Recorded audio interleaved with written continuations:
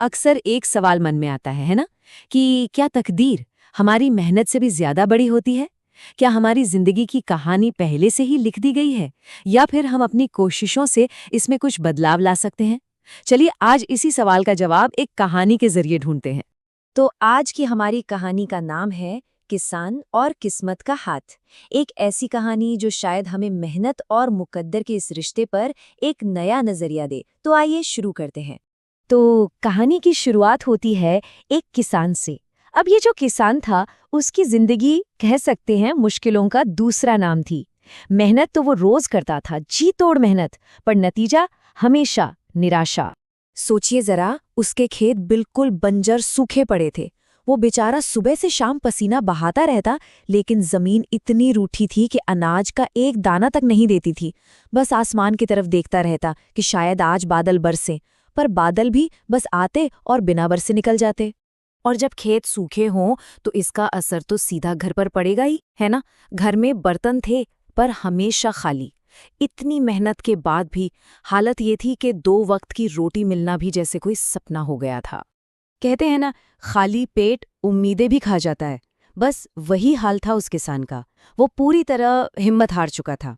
उसे अब लगने लगा था कि भाई उसकी तो किस्मत ही खराब है। उसकी तकदीर में नाकामी और गरीबी के सिवा कुछ लिखा ही नहीं है। लेकिन फिर एक दिन कुछ ऐसा हुआ जिसने कहानी का रुख ही मोड़ दिया। एक ऐसा मोड़ जिसे हम कह सकते हैं किस्मत का फेर। हुआ यूं कि एक रात एक अजनबी, कोई रहस्यमयी सा आदमी, उसने किसान को एक छोटा सा बीज दिया। और जानते हैं क्या कहा? उसने कहा, ये बीज तुम्हारी किस्मत बदल देगा अगर तुम इसके लायक हो।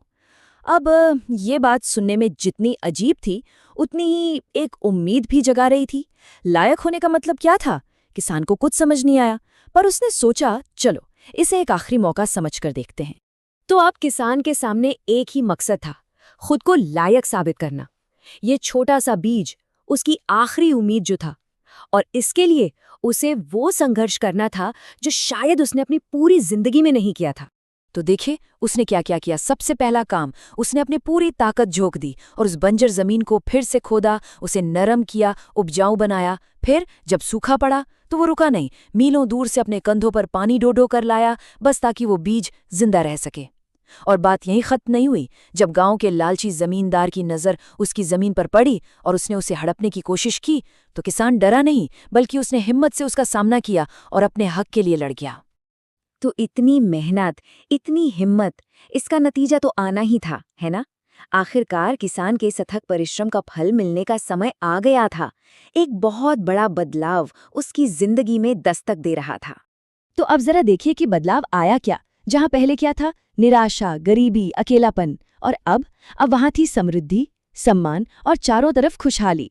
उसके खेत अब लहलहा रहे थे, घर अनाज से भरा था और गांव में हर कोई उसकी इज्जत करता था। मतलब उसकी मेहनत ने सिर्फ उसकी दुनिया नहीं बदली, उसने अपनी हकीकत खुद बदल डाली थी। ये सिर्फ किस्मत का दिया कोई इनाम नहीं था, ये वो हकीकत थी जिसे उसने अपने पसीने से, अपने हाथों से गढ़ा था। तो कहानी के इस मोड़ पर आकर फिर वही सवाल मन में उठता है कि क्या ये सब बस तकदीर का खेल था?